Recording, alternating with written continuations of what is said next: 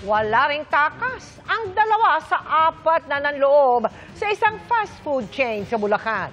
Nahuli pa kung paano nila tinangay ang vault doon na may 300,000 piso. Nakatutok si John Consulta.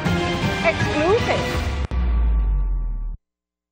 Pasado alas 4 ng madaling araw na itong linggo, habang nararamdaman na ang hagupit ng bagyong uwan, pinasok ng lalaking nakahood at naka-face mask ang branch ng isang fast food chain sa Santa Maria, Bulacan. Nakuha ng CCTV ang pagpasok ng isang lalaki sa kwartong may vault. Maya-maya pa, kitang hinihila ng suspect ang vault papalabas ng branch. Pagdating sa labas, tinulungan siya ng 3 pang lalaking nakatakip din ng ulo at mukha. Sama-samang binuhat ang vault at isinakay sa kanilang nag-aantay na getaway vehicle. Ang diskarte po nila, pupunta po sila sa isang establishment. Kung saan po sila magnanakaw, hindi po sila doon magpaparada. Bababa po yung isa, yung pinakamagaling po sa kanilang magbukas ng lahat ng pinto. Pag nakita na po nung pumasok kung nasaan yung vault, hanggat kaya po nung tao na yon, ng suspect natin na ilalabas niya.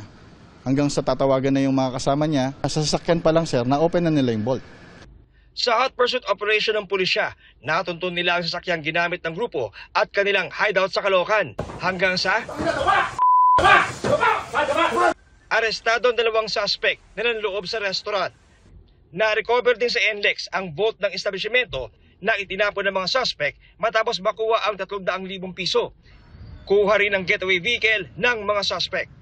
Nalaman natin na on the day na sila po ay hinuli ng kapulisan natin, mayroon na naman po silang balak na hold upin na isang business establishment. Sa loob po ng 24 oras, we were able to arrest the suspects, we were able to confiscate the getaway vehicle, and all the evidences na ninakaw po nila. Di na itinanggi ng mga suspect ang krimen. Wala na po siya ng pangangailangan sa amin. Pangangailangan po siya.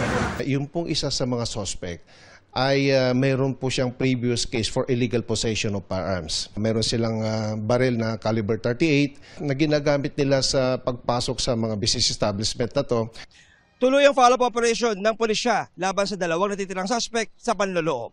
Para sa GMA Integrated News, John Consulta, nakatutok 24 oras.